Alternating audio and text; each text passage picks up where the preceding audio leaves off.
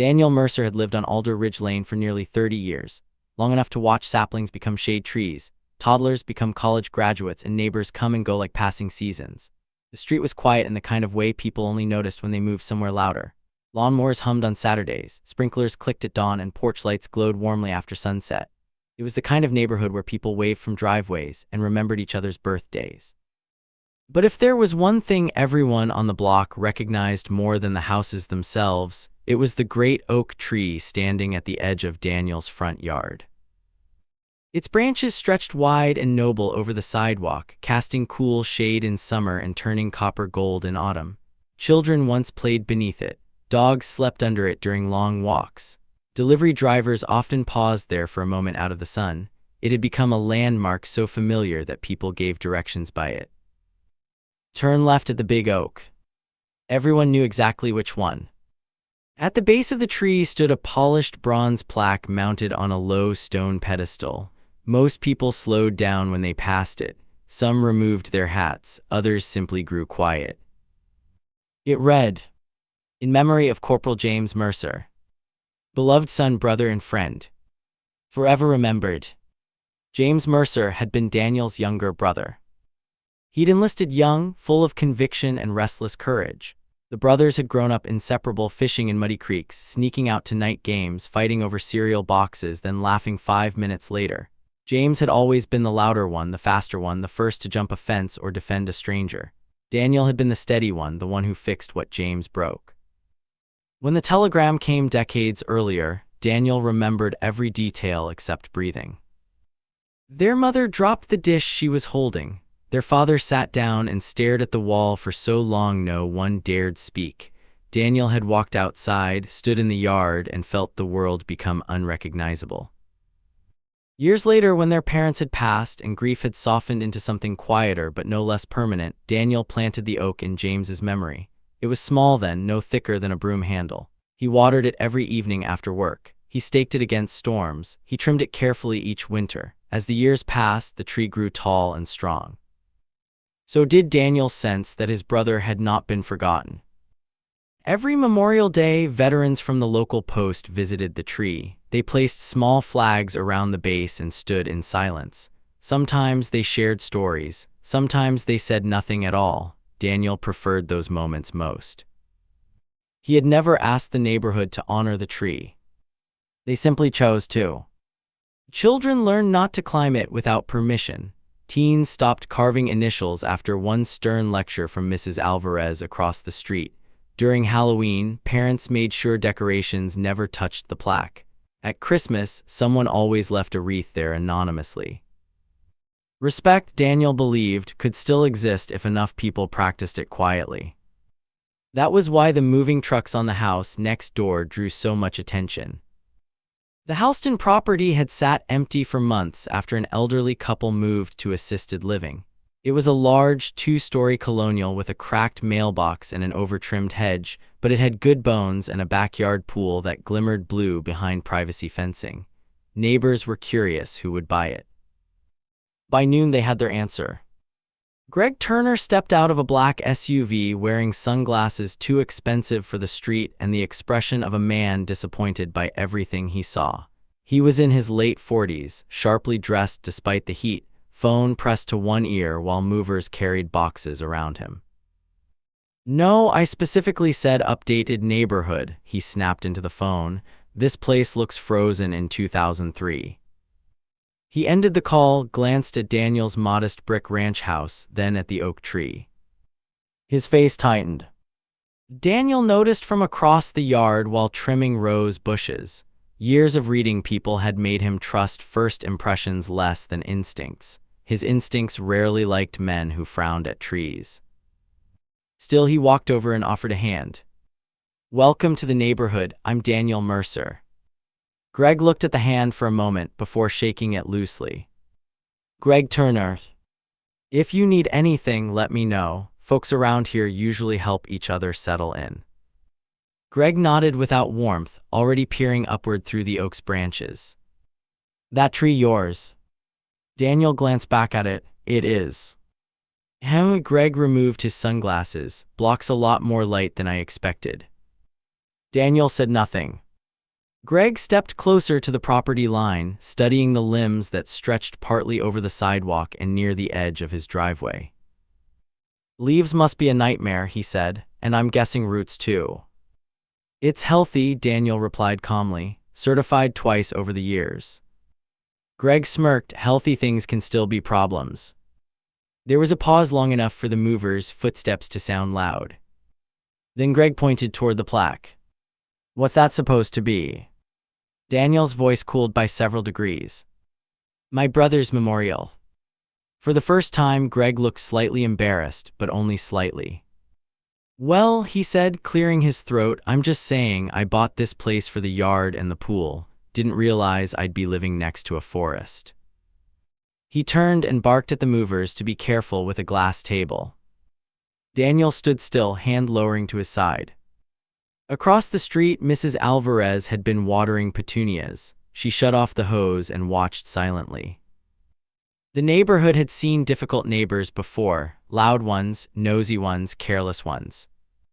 But as Daniel looked at Greg measuring the oak tree with narrowed eyes, he felt something older than annoyance stir in his chest. Some people didn't understand respect until losing it cost them something. And Greg Turner was already counting branches like obstacles. Greg Turner settled into Alder Ridge Lane the way a storm cloud settles over a picnic, slowly, visibly, and with the promise of ruining something pleasant. Within a week of moving in, he had complained about the street parking, the barking spaniel 3 houses down, the uncoordinated mailbox colors, and the fact that teenagers rode bicycles too casually near his driveway. He said these things loudly enough for windows to hear. He said them often enough for everyone to learn his patterns. But most of all, Greg complained about Daniel Mercer's oak tree. At first, he tried to disguise it as polite conversation. He caught neighbors during evening walks and gestured dramatically toward the branches. Beautiful tree, sure, he'd say, but doesn't it seem excessive? Or he'd stand by his fence and mutter to anyone within earshot, my pool filter is already full of leaves, been here 6 days. No one had the heart or interest to tell him it was early spring and the oak had barely begun shedding.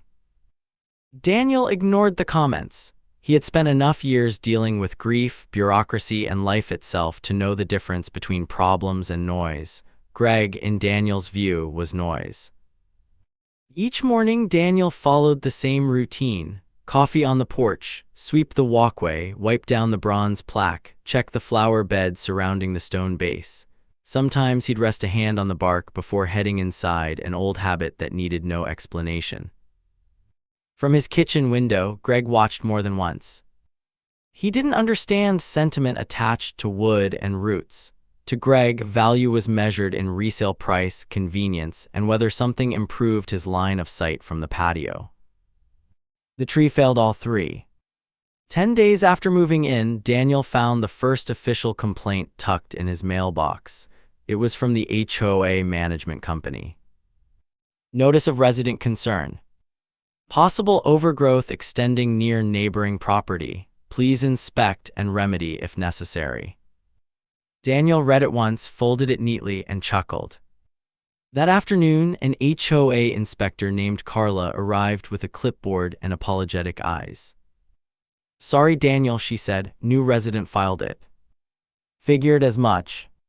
She examined the oak, measured the distance from the property line, photographed the trunk, and checked prior arborist records already on file. 20 minutes later, she shrugged. Healthy tree, fully compliant, no action needed. Daniel thanked her and returned to trimming hedges.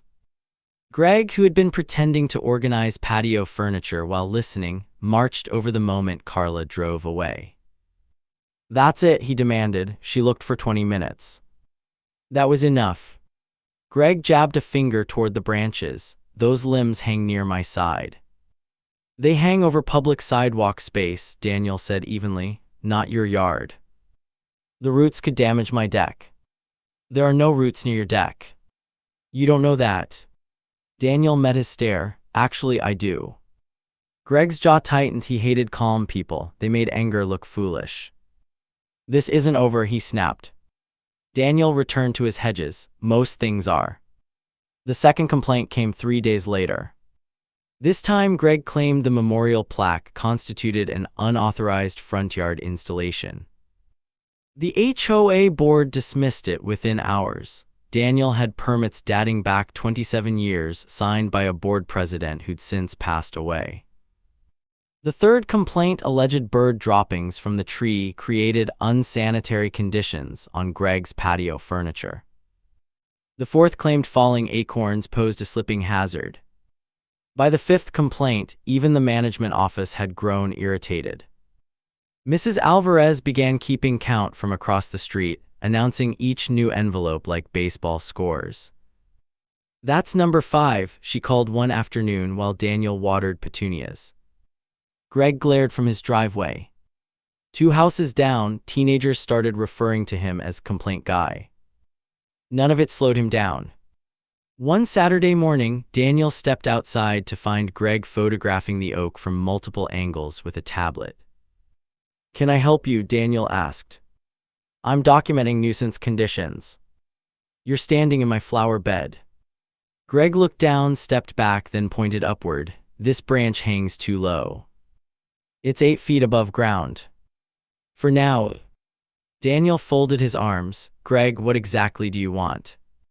Greg removed his sunglasses dramatically, as if revealing sincerity. "I want neighborly fairness. I paid good money for this property. I should be able to enjoy sunlight, a clean pool, and an unobstructed yard." Daniel glanced at the tree, then back at him. "You bought a house next to an oak that's been here longer than either of us. That was your decision." Greg's face reddened. "No," he said sharply. "My decision was buying a premium home. Your tree is reducing that value." Daniel almost smiled. "There it is." "There what is?" "The truth." Greg stepped closer to the fence line. "Listen carefully," he said. "I'm not staying trapped behind that thing forever." Daniel's expression hardened in a way neighbors rarely saw. "It's a memorial tree." "It's a tree." The words landed heavier than Greg intended, though not because he regretted them. Across the street, Mrs. Alvarez had gone still beside her roses. Daniel took one slow breath. "My brother's name is on that plaque," he said quietly. "He died serving this country before you were old enough to complain about sunlight." Greg rolled his eyes. "Don't make this dramatic. You're doing that yourself." For a moment, neither man moved. Then Greg gave a cold smile. "There are always ways to solve problems." He turned and walked back toward his house. Daniel watched him go, unsettled less by the threat than by the casualness of it. Some people shouted when angry. Those people could be managed. Others smiled. That evening, Daniel called a certified arborist friend to ask if the tree needed another routine inspection. By sunset, he had updated paperwork confirming excellent health. He placed the report in a folder beside old permits and maintenance records. Just in case. The next morning, Greg was on his roof deck with binoculars aimed not at birds, not at scenery, but directly at the oak's upper canopy. When Daniel looked up, Greg didn't even pretend otherwise. He simply lowered the binoculars and smiled again. For the first time since Greg arrived, Daniel felt something colder than annoyance. He felt certainty. Greg Turner was no longer complaining because he wanted rules enforced. He was complaining because rules had failed him. Daniel slept lightly that night. Years in uniform had trained him to wake at strange sounds, and age had only sharpened the habit into instinct. The creak of a gate hinge, the scrape of trash bins, the wrong engine idling too long, his mind sorted noises before his eyes even opened.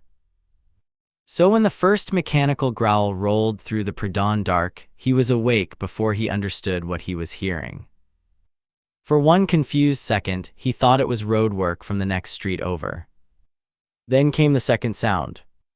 A chainsaw screamed to life.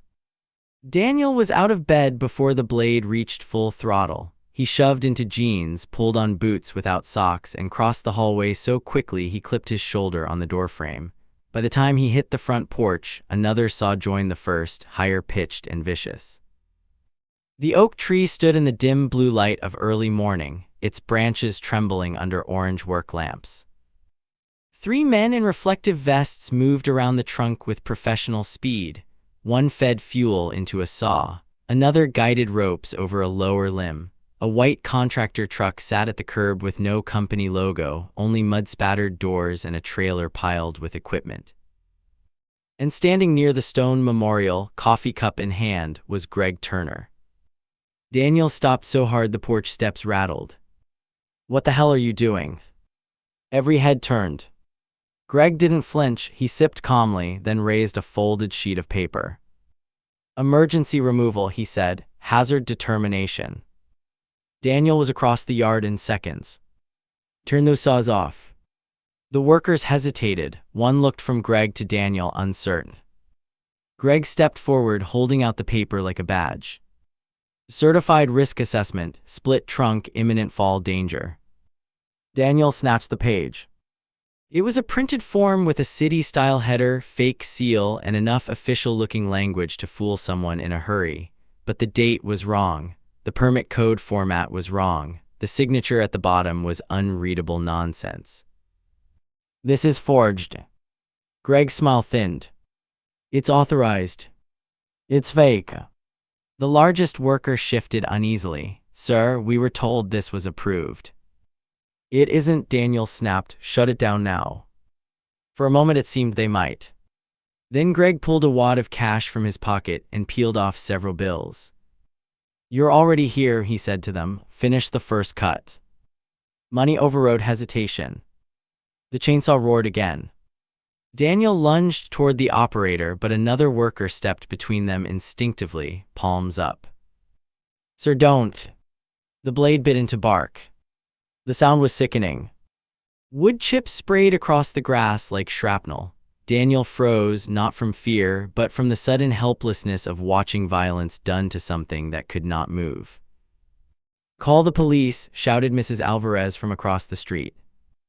Lights flicked on up and down Alder Ridge Lane. Front doors opened. Robes, slippers, phones held high. Neighbors spilled onto porches as the noise shattered the morning calm. Daniel grabbed his phone and dialed with shaking fingers. The worker cut deep into the trunk while another tightened guide ropes. The oak that had weathered storms, droughts, and decades of seasons now shuddered under a machine bought by the hour. Greg stood back, hands in pockets. "You should have handled this reasonably," he said. Daniel turned on him with such force that Greg involuntarily stepped backward. "That tree was here before you. It was in my way. It was a memorial. It was wood." The second cut began from the opposite side. Neighbors gasped as the trunk groaned. The sound echoed like something alive protesting.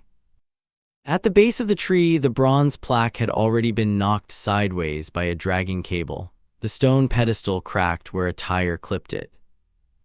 Daniel saw it and went still. The plaque lay face down in the dirt. His brother's name pressed into mud. Something in him dropped colder than rage. Police sirens wailed faintly in the distance, still too far away. The worker shouted, "Timber!" The great oak leaned. Rope strained, branches scraped sky, leaves shook violently in the floodlights. Then, with a thunderous crack that silenced every voice on the street, the trunk split and came crashing down across Daniel's front lawn. The ground trembled. One massive limb crushed the flower bed surrounding the memorial stone. Another smashed the low fence near the sidewalk. Twigs and leaves rained over parked cars and lawns. Children watching from doorways began to cry. For several seconds, no one moved. The oak that had marked birthdays, memorial days, snowfalls, graduations, and countless ordinary mornings now lay broken in sections across the grass. Greg exhaled as if finishing an unpleasant chore. "Well," he said, brushing sawdust from his sleeve, "now I finally have my sunlight." A murmur of disbelief spread through the gathered neighbors. Mrs. Alvarez marched halfway across the street in slippers, pointing at him. "You miserable little man." Greg ignored her. Daniel stepped toward the fallen trunk slowly, like approaching a body. He placed one hand on the rough bark, now horizontal and torn open at the center. Fresh sap bled from the cut. Then he bent, lifted the bronze plaque from the dirt, and wiped mud from the engraved letters with his thumb. Police cruisers arrived moments later, lights flashing red and blue over splintered wood. Officers moved quickly, separating workers, questioning Greg, taking statements. The contractor crew began insisting they had been hired under false pretenses. Greg talked fast, too fast, waving forged papers and blaming misunderstandings. Daniel said almost nothing. He stood beside the stump, plaque in hand, while neighbors gathered around him in stunned silence. One officer approached gently. "Sir, do you want to press charges?" Daniel looked at Greg, who was still arguing with police beside the truck. Then he looked at the ruined lawn, the shattered stone, the exposed rings of the stump showing every year the tree had stood watch. "Yes," Daniel said quietly. He slipped the clean plaque under his arm. "And he's going to regret this before tomorrow morning." By sunrise, Alder Ridge Lane no longer felt like the quiet street Greg Turner had tried to dominate. It felt like the scene of a public disgrace.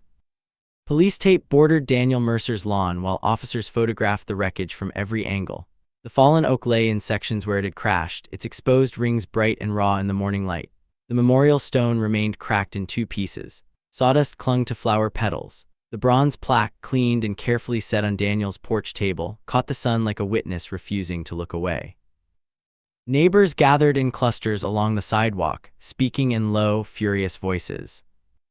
Everyone had a version of the same sentence. "I can't believe he did it." Greg, meanwhile, had not slept. He paced behind his kitchen windows, phone pressed to his ear, trying to sound confident to people who were no longer convinced. First he called the tree crew, demanding they honor their contract and stop blaming him. They hung up. Then he called the HOA management office, only to reach a voicemail already full. Then he called a lawyer whose receptionist politely informed him the earliest consultation was next week. He cursed loud enough for two houses to hear. At 7:12 a.m., the first real blow landed. A patrol officer returned with two detectives and requested Greg step outside. Neighbors drifted closer. The forged emergency permit had already been reviewed by the city clerk's office. It wasn't merely invalid, it used a permit number assigned 3 years earlier to a plumbing repair across town. The signature belonged to no employee. The seal had been copied from an image online. Greg attempted a laugh. So what? Maybe the contractor handled paperwork wrong. One detective held up a tablet. "Then you'll want to explain this." Security footage from Mrs. Alvarez's doorbell camera showed Greg meeting the truck at 5:18. He was carrying a folder and handing cash to the foreman before pointing directly at Daniel's oak. Another camera from 2 houses down captured Greg telling the workers, "Start before anyone's awake." The detective paused the video on Greg's face. His confidence visibly cracked. "That's out of context." "Great," said the detective. "You can explain the context downtown." Gasps rippled through the crowd as Greg was escorted to the cruiser for formal questioning.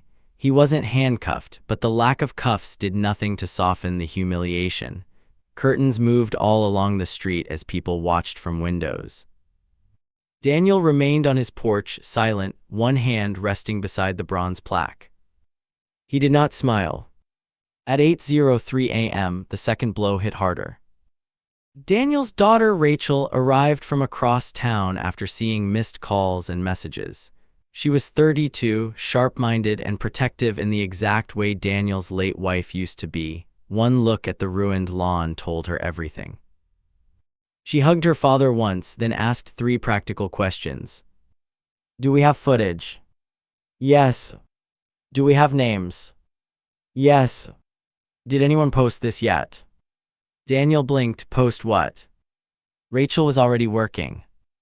Within an hour, she had compiled clips from 3 neighbors' cameras, Greg directing the crew, the chainsaws starting, the tree falling, and a close-up of the memorial plaque in the dirt.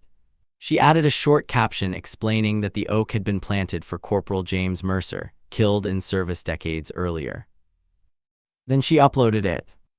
The internet did what quiet streets could not. By noon, the video had spread through local community pages, veteran forums, city news feeds, and outrage accounts that specialized in public shamings. Comments poured in by the thousands. Arrest him. Who cuts down a memorial tree? Name and shame.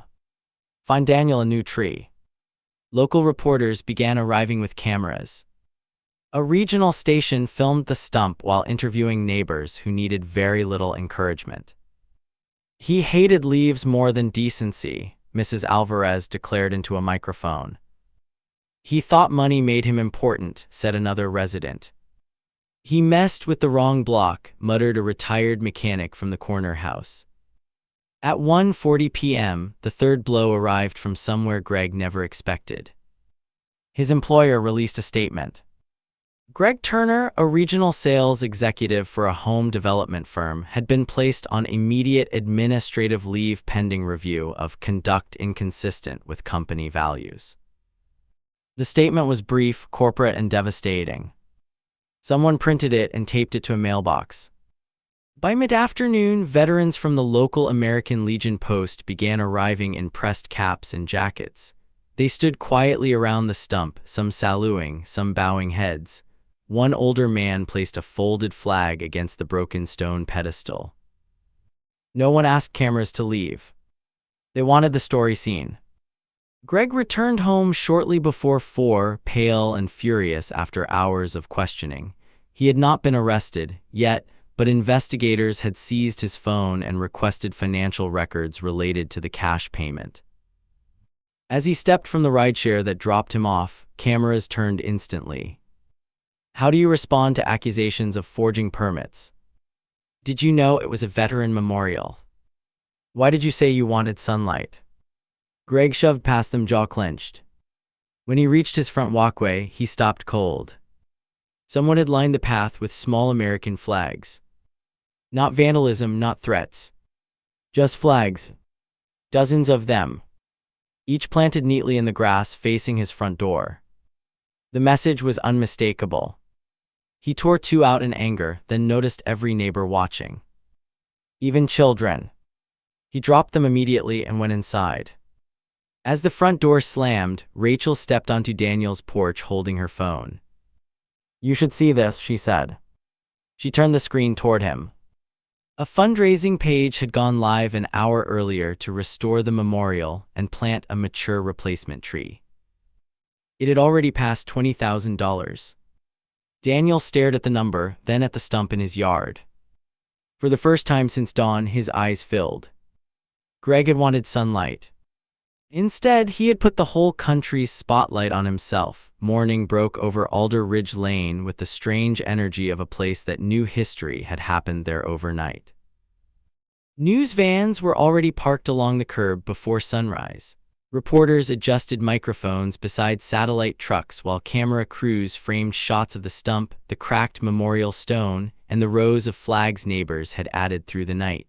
What had once been an ordinary suburban lawn now looked like a public monument. Daniel Mercer stepped onto his porch with coffee in hand and paused. Someone had left fresh flowers beside the plaque. Someone else had placed a handwritten note beneath them. For James, for respect. Daniel folded the note carefully and tucked it into his shirt pocket. Across the street, Mrs. Alvarez waved him over to a folding table where several neighbors had assembled trays of pastries, thermoses of coffee, and chairs for visiting veterans. We're feeding people today, she announced, and glaring at Greg in shifts. Daniel almost laughed. By 8 o'clock, more veterans had arrived, some in uniform caps, some carrying canes, all carrying themselves with the quiet gravity of people who understood memorials. They formed a loose semicircle around the stump while traffic slowed to stare. Then city vehicles rolled in. A code enforcement truck, a public works SUV, 2 police cruisers. Heads turned toward Greg Turner's house. The front door opened after a long delay. Greg emerged wearing expensive casual clothes that somehow made him look less prepared, not more. His eyes were bloodshot. His jaw was set in that brittle way people wear confidence after it has cracked. A city inspector approached with a folder thick enough to be seen from the sidewalk. Mr. Turner. Greg spread his hands theatrically. Can we do this privately? No. The inspector opened the folder and began reading aloud. Unauthorized commercial tree removal without permit. Forgery of municipal documentation. Property damage to adjoining residents. Unlicensed contractor engagement. Noise ordinance violations before legal work hours. Obstruction during investigation. Each violation carried a fine. By the third amount, murmurs began. By the fifth, Greg's face had gone visibly pale. That's absurd, he snapped. This is political. No, said the inspector, this is arithmetic. Even several reporters laughed. Greg jabbed a finger toward Daniel's yard. That tree was dangerous. The city arborist, standing nearby with photographs and reports in hand, answered before anyone else could. It was healthy, structurally sound, and inspected recently. Had you asked legally, we would have told you that. Greg turned red. You people are enjoying this. No, said Mrs. Alvarez loudly from her chair. We're enduring you. Applause broke out from the sidewalk. Then came the second collapse. A man in a dark suit approached Greg carrying an envelope. At first, some assumed it was another official notice. It was worse. He introduced himself as counsel for the tree service company Greg had hired. The workers, now fully aware they had been misled with forged documents, were suing for reputational harm, withheld disclosures, and damages arising from their involvement. You tricked them into participating in a crime, the attorney said evenly. They'd like compensation. Greg stared at the envelope as though it might bite him. This is extortion. It's service, the lawyer replied, then walked away. Cameras loved that line. But the hardest blow came just after noon. A black SUV pulled up and two executives from Greg's company stepped out. Their faces were practiced and expressionless in the way only corporate leadership can manage. They did not enter the house. They met Greg at the curbs. No one heard the full conversation, but enough carried. Brand damage. Unacceptable exposure. Effective immediately. Then Greg handed over a company phone and badge. When the SUV drove away, reporters surged closer. Mr. Turner, were you terminated? No comment. Did your company fire you over the tree incident? I said no comment. His voice cracked on the second word. Daniel watched from his porch without satisfaction. Some losses were deserved, that didn't make them pleasant to witness. Rachel stood beside him. You okay? I will be. He looked at the stump. Would rather have the tree. By afternoon, the fundraising page had crossed $70,000. Landscapers offered labor for free. A stone mason volunteered to rebuild the memorial base at no charge. A nursery owner called personally to donate a mature oak large enough to make a statement. The neighborhood buzzed with plans. Greg's property, meanwhile, had become an island no one approached willingly. Even package deliveries were left at the curb. Around 3 o'clock, Greg stepped outside carrying hedge clippers. Perhaps hopping normal yard work would project normalcy. The moment he bent to trim a shrub, someone across the street started a chainsaw. Every head turned. It was only Mr. Holloway cutting scrap lumber in his garage 2 houses down. But Greg flinched so violently he nearly dropped the clippers. Laughter rolled down the block. He stormed back inside. By sunset, a real estate agent's car appeared in his driveway. That drew an entirely new round of whispers. The agent stayed 22 minutes. When she left, neighbors noticed she carried a folder and wore the expression of someone who had discovered a listing came with invisible termites. Later that evening, as candles were lit around the stump, veterans held a short remembrance for James Mercer. Names were spoken. Silence was observed. The street, for a moment, felt sacred. Then a curtain twitched in Greg's upstairs window. No one looked. He had spent weeks demanding attention. Now he finally had it and discovered the difference between being noticed and being respected. 3 weeks later, Alder Ridge Lane looked like itself again, almost. The news vans were gone. The satellite trucks had chased fresher scandals elsewhere. Reporters no longer stood at the curb rehearsing solemn expressions beside Daniel Mercer's front lawn. The street had returned to sprinklers at dawn, dogs on leashes, and neighbors waving from driveways. But some things had changed permanently. Greg Turner's house sat empty. A polished for sale sign stood near the mailbox like a final surrender flag. The blinds were half open, the pool uncovered, and weeds had already begun claiming the flower beds he once paid landscapers to manicure. Rumor said he had accepted a loss just to leave quickly. Rumor also said no one cared if it was true. Children biking past called it the Karen house. No adult corrected them. Daniel's yard, meanwhile, had become the center of the block in a way he never wanted but quietly accepted. Contractors moved carefully across the lawn, repairing the crushed fence and restoring the garden beds. A stone mason named Lewis knelt beside a tarp-covered pedestal, fitting fresh-cut pieces together with patient hands. "This one will outlast all of us," Lewis promised. Daniel believed him. The fundraising page had eventually closed at just over $92,000. After costs for repairs, the remainder was donated, at Daniel's request, to veterans assistance programs and scholarships for military families. That decision alone had earned him another wave of admiration he neither sought nor enjoyed. He could have kept every penny, Mrs. Alvarez told anyone who would listen. Instead, Daniel spent most mornings doing what he always had: coffee on the porch, quiet observation, and speaking only when necessary. The only thing missing was shade. Until Thursday. At 9:15 a.m., a flatbed truck turned onto Alder Ridge Lane carrying a mature red oak nearly 20 feet tall, roots wrapped in burlap and secured in a steel cradle. Its canopy spread broad and healthy, leaves flickering green in the sunlight. Neighbors emerged from homes as if summoned by bells. Children pointed, adults applauded, someone actually whistled. Mrs. Alvarez marched across the street carrying a tray of muffins. "It's bigger than Greg's ego," she announced. "Everything is," Rachel said. Daniel shook his head, smiling despite himself. The nursery owner, a broad man named Hassan, jumped down from the truck and wiped dirt from his hands. "Told you I'd bring the best one," he said. "Strong trunk, deep root ball, already acclimated. This tree wants to live." Workers positioned the crane straps while neighbors formed an informal audience along the sidewalk. Veterans from the local post arrived in caps and jackets, standing shoulder to shoulder near the curb. Several held small flags. Daniel looked at them, then at the new tree. For a moment he couldn't speak. Rachel touched his arm. "Dad, it's just," he cleared his throat. "James would have made a joke right now." "What kind?" "He'd say we finally upgraded." She laughed through sudden tears.